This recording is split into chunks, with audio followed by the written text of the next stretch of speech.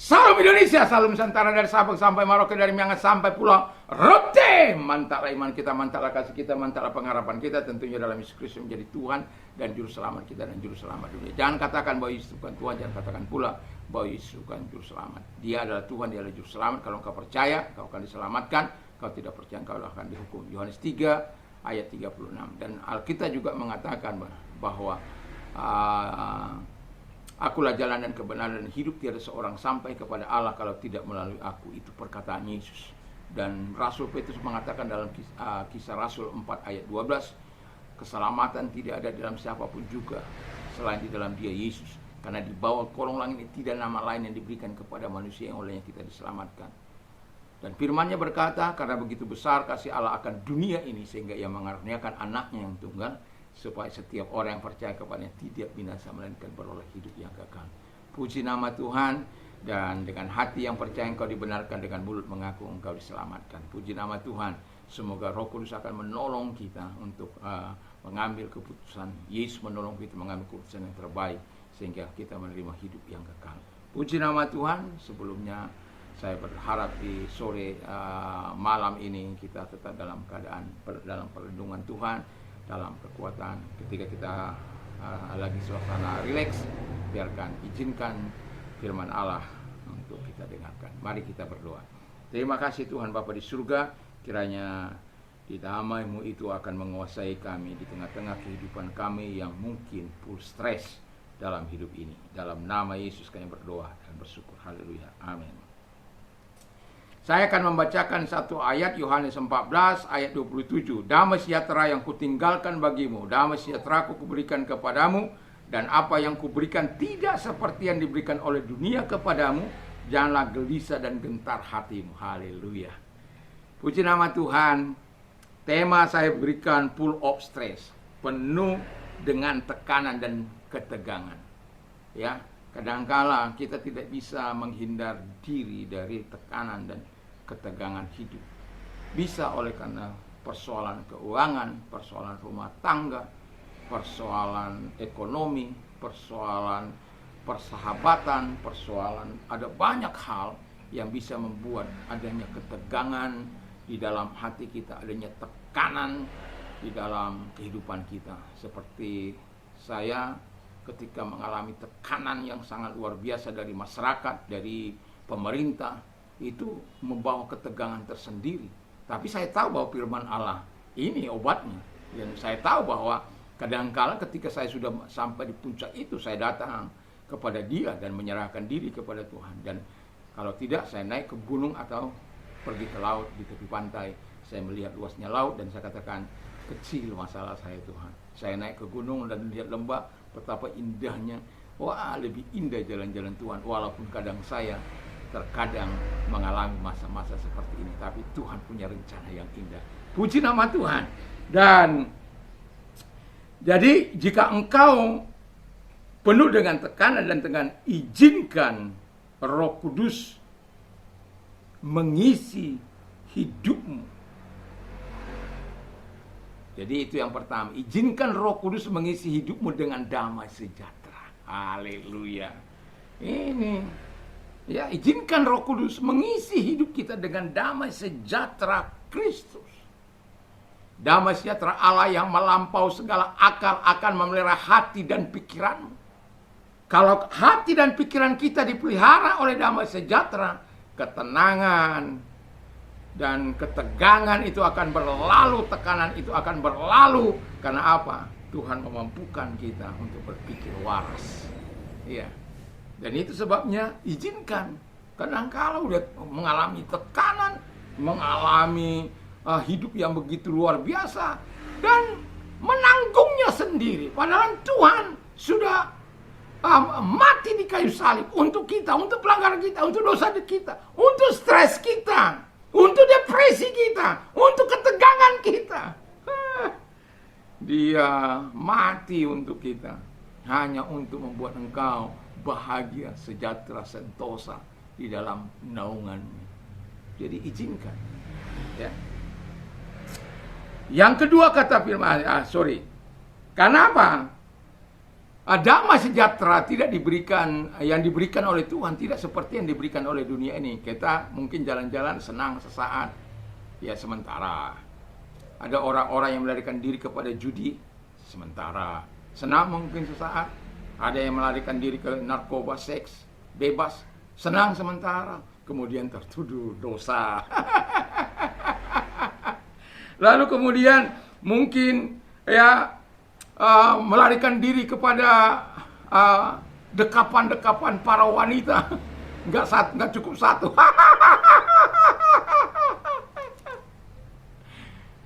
Setelah itu berlalu, stres lagi, ada tekanan lagi.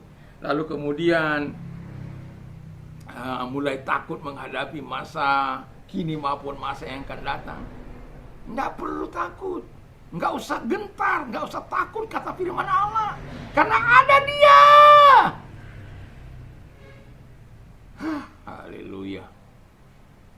Kalau Anda mengalami tekanan-tekanan yang masif, saya mau katakan, kalau Anda tidak datang kepada Tuhan, Anda akan stres. Tapi ketika saya mengalami tekanan-tekanan masif yang sangat luar biasa, satu hal yang saya lakukan adalah datang kepada Dia. Kadang di tengah malam, kadang ketika hati saya lagi gundah gulana, datang. Anytime saya mengalami tekanan, stres dan lain sebagainya, saya datang kepada Tuhan. Kalau saya sudah nggak kuat, saya nangis di hadapan Allah. Nggak kuat, saya diam. Diam duduk di bawah kaki Tuhan dan mengatakan, Tuhan, aku lelah. Aku capek, sudah. Diam saja. Hanya ketika setelah kita mengatakan, aku butuh Engkau, sudah. Diam sampai engkau merasakan aliran kasih Tuhan yang sangat luar biasa. Hanya engkau bisa menangis. Terima kasih Tuhan. Kau baik. Kau baik Tuhan, Engkau baik. Hanya itu yang bisa kau katakan. Ketika Tuhan memeluk engkau, ketika Dia datang kepadamu, dan hanya bisa kau katakan terima kasih. Terima kasih. Kenapa saya mengalami. Kalau saya mengingat itu, hati saya bisa menangis di hadapan Tuhan. Kenapa? Saya sadar kadang kita tidak bisa lagi bersuara, tidak bisa lagi berkata-kata. Tapi satu hal, lutut engkau masih punya. Duduk diam di bawah kaki Tuhan, bertelut di bawah kaki Tuhan. Kau akan lihat kuasa lawatannya dalam hidup, dan damainya akan memenuhi engkau. Terima kasih Tuhan. Kalau kita mengalami masa-masa yang sulit, jangan tinggalkan Tuhan. Ada orang masa sulit, bukannya datang kepada Tuhan, malah tinggalkan Tuhan, malah menderita. Yang kedua, yang mau saya katakan adalah, ketika engkau mengalami penuh dengan tekanan dan ketegangan, full of stress. Yang kedua, alami kekuatan Roh Kudus dalam hidup. Wah, ini sangat luar biasa ini. Saya akan senantiasa ingat perkataan mama saya, mekelau di Habunia, tangisau di Habunian, mekelau di Hapataran. Maksudnya, aku nangis di tempat-tempat tersembunyi, tapi aku tertawa di tempat orang-orang ramai. Kenapa? Dia sudah mengalami kekuatan Tuhan di sana, mengalami kekuatan Roh Kudus. Dan ketika kita mengalami kekuatan Roh Kudus di dalam doa kita, di dalam hubungan kita dengan Allah, dalam menghadapi persoalan kehidupan kita, ketegangan kita, lawan-lawan kita, kita tidak perlu gentar. Kenapa?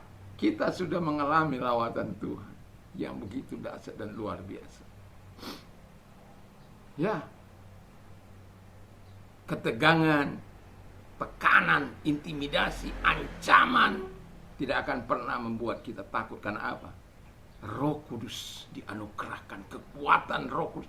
Kuasa itu memampukan kita untuk melihat jauh lebih besar kemuliaan Allah yang ada pada kita dibandingkan dengan apa? Kesusahanmu yang sementara, kesesakanmu, ketegangan, stresmu, depresimu yang sementara itu. Makanya ketika engkau alami itu, datang sama Tuhan. Jangan biarkan engkau menanggung sendiri. Serahkan sama Tuhan. Marilah kepadaku, hai kamu yang letih lesu dan beban berat, aku akan memberikan kelegaan bagimu. Saya suka memperkatakan firman Allah. Saya suka menghafal-hafal firman Allah dalam hidup ini. Karena saya tahu bahwa firman itu adalah kekuatan saya. Firman itu akan, ketika dia yang logos itu menjadi rima dalam hidup saya, itu akan menjadi kekuatan yang sangat luar biasa. Ketika Roh Kudus menerangkan power dari kuasa firman Allah itu, wow, itu mah dasarnya luar biasa itu. Jadi karena pribadi Yesus, pribadi Roh Kudus adalah pribadi yang berkuasa, ia sanggup membebaskan engkau dari segala tekanan, ketegangan hidup yang kau alami, dan mampu mengeluarkan engkau dengan segala kekuasaan, dengan kekuatan dan kuasanya. Jadi percaya pada dia, percaya bahwa kau mengalami kekuatan Tuhan. Yang ketiga, alami jaminan pemeliharaan Allah. Saya kadang-kala ada banyak orang tidak mengalami jaminan kekuatan Allah, jaminan pemeliharaan Allah dalam hidup mereka, sehingga mereka mencuri, menipu, berbohong hanya untuk mencari sesuap nasi, hanya untuk mengenyangkan kampung tengah mereka. Mereka melakukan apa yang tidak berkenan di hadapan Allah. Mereka tidak menikmati pemeliharaan Tuhan dalam hidup mereka. Saya sudah katakan, saat-saat penat, saat-saat pandemi, siapa yang tidak merasakan? Sangat panjang. Sementara kebutuhan yang sangat luar biasa. Enggak bisa tidak, harus ada. Makanya saya bilang, kalau 8 juta saya dapat pada bulan itu, atau bulan-bulan selanjutnya, atau kurang dari situ, sudah nggak tahu lagi bagaimana. Ya tinggal kerjanya nangis saja. Memangnya nangis kau dapat duit?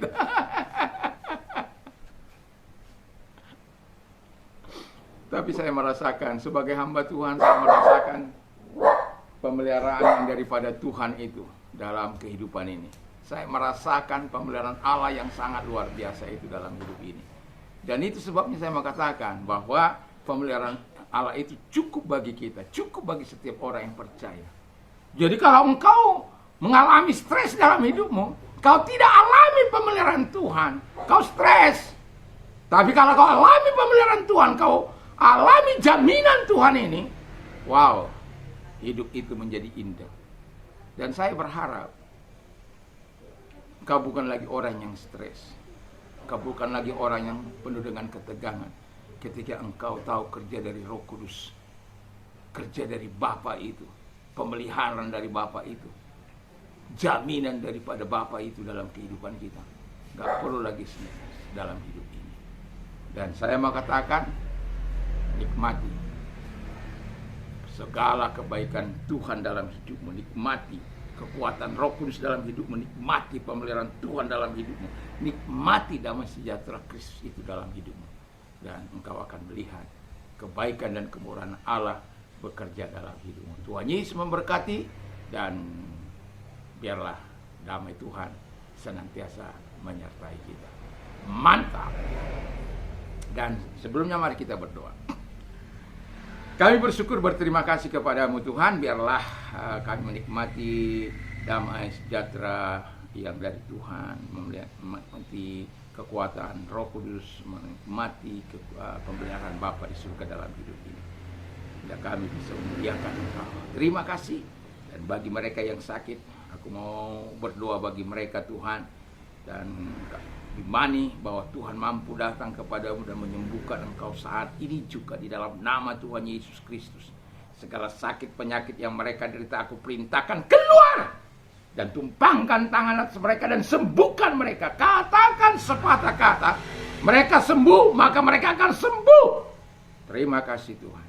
Dan kalau engkau sedang mengalami masa-masa sulit dalam hidupmu, Yesus sudah mengundang, marilah kepada aku, hai kamu yang letih sudah beban berat, aku akan memberikan kelegaan bagimu. Dalam nama Yesus, segala hal yang tidak kuat kau tanggung, mari serahkan pada Tuhan, datang pada Tuhan. Kalau engkau orangnya, angkat kedua belah tanganmu. Penderitaan apapun, masalah apapun, datanglah pada Tuhan. Mari kita berdoa. Kalau engkau orangnya, angkat kedua belah tanganmu. Sekali lagi saya katakan, angkat kedua belah tanganmu, kita berdoa.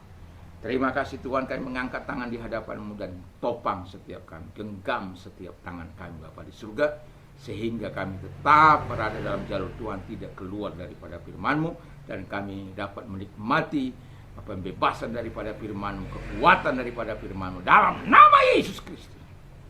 Terima kasih, kami yakin dan kami percaya kepadamu. Tuhan memberkati kami, Tuhan menolong kami, dan kami menikmati pertolongan, kebaikan yang datangnya dari Bapa di surga dalam nama Yesus. Amin. Selamat malam, kiranya Tuhan Yesus memberkati kita. Mantap, mantap, mantap.